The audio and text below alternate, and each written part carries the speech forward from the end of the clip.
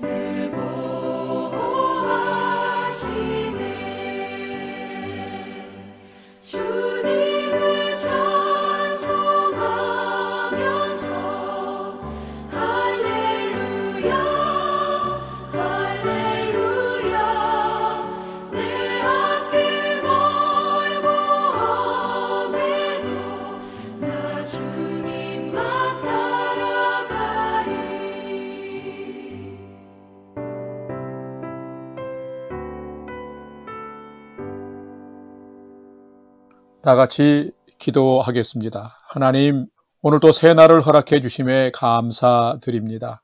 오늘도 생명과 진리의 말씀 앞에 서오니 말씀을 묵상할 때에 풍성한 삶을 사는 비밀을 깨달아 알게 해 주옵시고 주신 말씀에는 순종함으로 오늘도 가장 복된 은혜의 인생을 살도록 인도해 주시옵소서.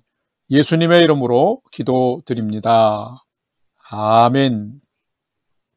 이제 오늘의 말씀 묵상 본문을 봉독하겠습니다. 오늘 묵상 본문은 열왕기하 12장 1절에서 21절까지의 말씀입니다. 오늘 본문 분량이 조금 많기 때문에 1절부터 조금 빠르게 봉독하겠습니다. 예후의 제7년에 요아스가 왕이 되어 예루살렘에서 40년간 통치하니라. 그의 어머니의 이름은 시비아라 브엘세바 사람이더라. 요아스는 제사장 여호야다가 그를 교훈하는 모든 날 동안에는 여호와 보시기에 정직히 행하였으며 다만 산당들을 제거하지 아니하였으므로 백성이 여전히 산당에서 제사하며 분향하였더라. 4절 요아스가 제사장들에게 이르되 여호와의 성전에 거룩하게 하여 드리는 모든 은 곧 사람이 통용하는 은이나 각 사람의 몸값으로 드리는 은이나 자원하여 여호와의 성전에 드리는 모든 은을 제사장들이 각각 아는 자에게서 받아들여 성전의 어느 곳이든지 파손된 것을 보거든 그것으로 수리하라 하였으나 요아스 왕 제23년에 이르도록 제사장들의 성전에 파손한 데를 수리하지 아니하였는지라. 요아스 왕이 대제사장 여호야다와 제사장들을 불러 이르되 너희가 어찌하여 성전에 파손된 데를 수리하지 아니하였느냐. 이제부터는 너희가 아는 사람에게서 은을 받지 말고 그들이 성전에 파손된 데를 위하여 드리게 하라. 제사장들이 다시는 백성에게 은을 받지도 아니하고 성전 파손한 것을 수리하지도 아니하기로 동의하니라. 9절 제사장 여호야다가 한 궤를 가져다가 그것에 뚜껑에 구멍을 뚫어 여호와의 전문 어기 오른쪽 곧 제단 옆에 두매 여호와의 성전에서 가져오는 모든 은을 다 문을 지키는 제사장들이 그 궤에 넣더라. 이에 그 궤 가운데 은이 많은 것을 보면 왕의 서기와 대제사장이 올라와서 여호와의 성전에 있는 대로 그 은을 계산하여 봉하고 그 달아 본 은을 일하는 자 곧 여호와의 성전 맡은 자의 손에 넘기면 그들은 또 여호와의 성전을 수리하는 목수와 건축하는 자들에게 주고 또 미장이와 석수에게 주며 또 여호와의 성전 파손한 데를 수리할 제목과 다듬은 돌을 사게 하며 그 성전을 수리할 모든 물건을 위하여 쓰게 하였으되 여호와의 성전에 드린 그 은으로 그 성전의 은 대접이나 불집게나 주벌이나 나팔이나 아무 금그릇이나 은그릇도 만들지 아니하고 그 은을 일하는 자에게 주어 그것으로 여호와의 성전을 수리하게 하였으며 또 그 은을 받아 일꾼에게 주는 사람들과 회개하지 아니하였으니 이는 그들이 성실히 일을 하였음이라. 속건자의 은과 속죄제의 은은 여호와의 성전에 드리지 아니하고 제사장에게 돌렸더라.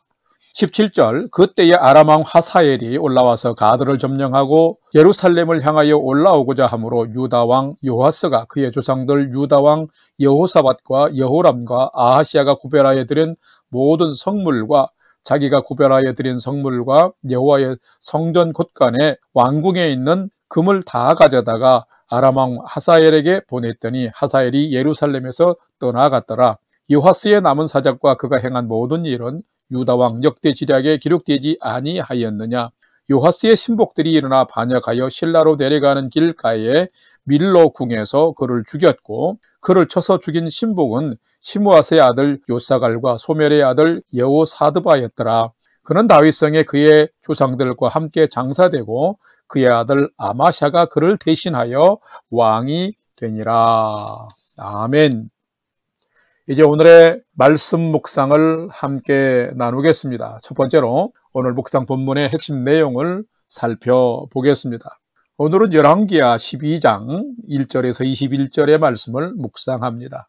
하나님께서는 바알 우상 숭배와 악독한 통치를 해온 아합 왕가를 예후를 통해서 왕들과 아들들과 형제와 친족들까지 대부분을 제거하는 심판을 예언대로 행하셨습니다.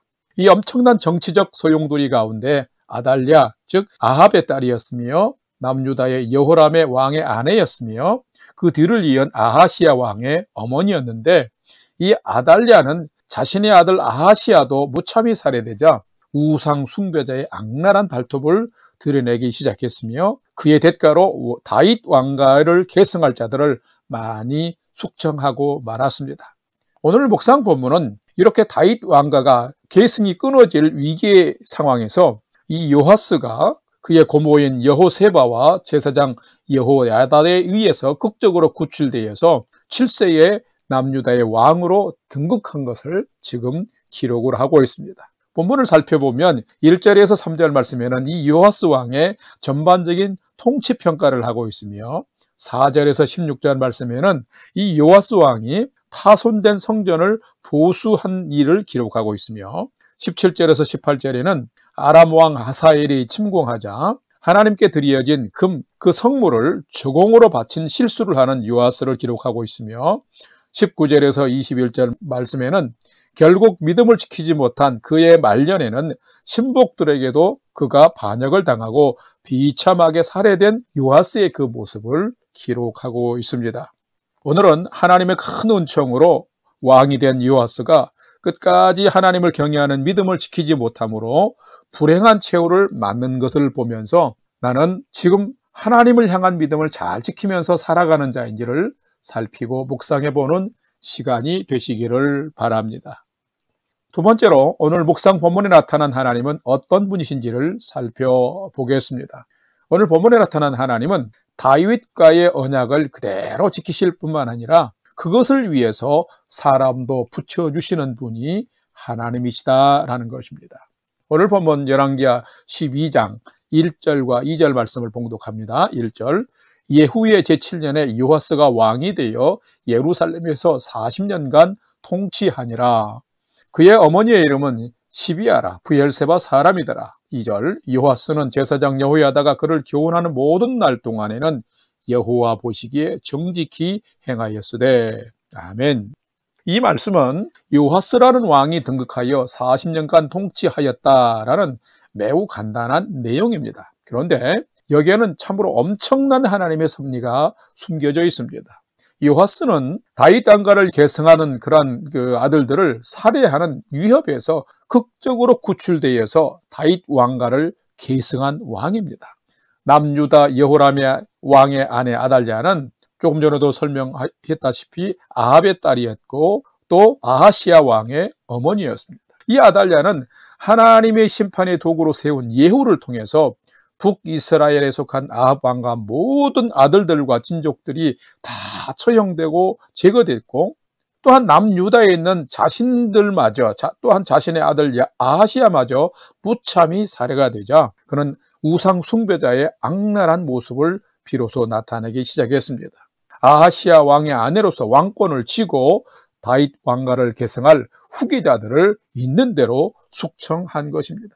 이 무자비한 숙청으로 요시야도 매우 위험한 상황이 다다랐습니다. 자, 그때 요하스를 극적으로 구출되어서 성전에 숨겨져서 6년간 보호를 받으며 성장했고 7세 때의 왕이 되어서 40년간 남유다를 통치하며 다윗 왕가의 맥을 계승 보존했다라고 하는 것이 오늘 본문에 담겨져 있습니다. 자, 이것은 다윗의 왕가를 보호하시겠다는 하나님의 언약을 따라서 하나님이 큰 은총을 이 요시야에게 베푼 것입니다. 자, 2절을 보게 되면 다윗 가문에서 홀로 남았지만은 하나님은 그의 곁에서 생명도 보호하셨고 그가 어리기에 왕의 지혜를 교훈해 줄 고모 여호세바와 또 제사장 여호야다를 준비하시고 붙여주셨어요. 그래서 이 제사장 여호야다가 살아서 요하스 왕을 보좌하는 동안에는 여호와 보시기에 정직히 행하는 왕이 될 수 있었습니다. 자, 이처럼 하나님은 다윗 언약을 지키시며 또한 믿음의 백성들과의 언약도 신실하게 그리고 반드시 지키시는 분이십니다. 뿐만 아니라 그 약속의 완전한 성취를 위해서 사람까지도 붙여주시는 것입니다. 성도 여러분, 우리도 믿음으로 살아가면 우리도 하나님이 약속하신 은총과 보호를 받을 수 있습니다. 하나님은 다윗과의 언약을 지키실 뿐만 아니라 믿음의 백성들과의 언약도 반드시 지키시는 분이시기 때문입니다. 그러므로 오늘을 살아가면서 믿음으로 하나님을 붙들 때에 하나님이 약속을 지키시고 언약을 지키시는 그 은혜를 여러분도 경험하게 되는데 그런 복된 삶의 경험을 하시면서 복된 성도로 살아가시기를 주님의 이름으로 간절히 축원합니다. 세 번째로 오늘 묵상 말씀이 나와 우리에게 주시는 교훈과 메시지를 살펴보겠습니다. 오늘 우리에게 주시는 메시지는 참된 성도는 하나님께서 부르시는 마지막 날까지 이 땅에서 믿음을 잘 지키며 사는 자가 참된 성도다라는 것입니다. 오늘 본문 열왕기하 12장 2절에서 3절 말씀과 20절 말씀을 봉독합니다. 2절, 요하스는 제사장 여호야다가 그를 교훈하는 모든 날 동안에는 여호와 보시기에 정직히 행하였으되 3절, 다만 산당들을 제거하지 아니하였으므로 백성이 여전히 산당에서 제사하며 분향하였더라. 20절, 요하스의 신복들이 일어나 반역하여 실라로 내려가는 길가의 밀로 궁에서 그를 죽였고. 아멘. 자, 요하스는 매우 어린 나이에 왕이 되어서 신실한 제사장 여호야다의 도움을 받아 그런대로 선한 왕으로 잘 살았습니다. 2절에 보면은 2절 말씀을 보게 되면 요하스는 제사장 여호야다가 교훈하는 그 모든 날 동안에는 여호와 보시기에 정직히 행하였다라고 기록하고 있습니다. 자, 이것은 참 귀한 일입니다. 그런데 3절을 보게 되면은 다만 산당들을 제거하지 아니하였으므로 백성이 여전히 산당에서 제사하며 분향하였더라라고 기록하고 있습니다. 자, 이것은 그가 하나님 경외의 신앙을 끝까지 지키지 못하고 변질되었음을 말하고 있습니다. 그 정표가 18절 말씀을 보게 되면 아람 왕 하사엘이 예루살렘을 침공해 오자 성전과 왕궁에 있는 모든 금을 하나님께 묻지도 아니하고 아람 왕 하사엘에게 조공으로 바쳐버린 것입니다. 요아스 왕이 신실한 제사장 여호야다의 교훈과 보좌를 받을 때에는 지혜롭게 재정을 충당하면서 우상 숭배자들에 의해서 파손된 성전도 보수하는 자였습니다.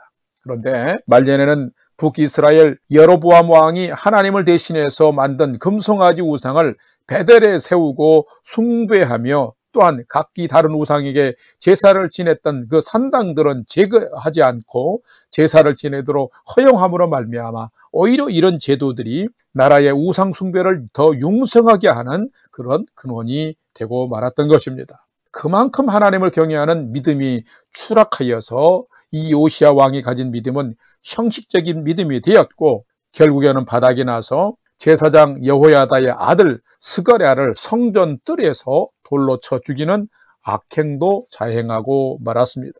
성도 여러분, 사람은 누구나 변질될 위험성이 있는 존재입니다.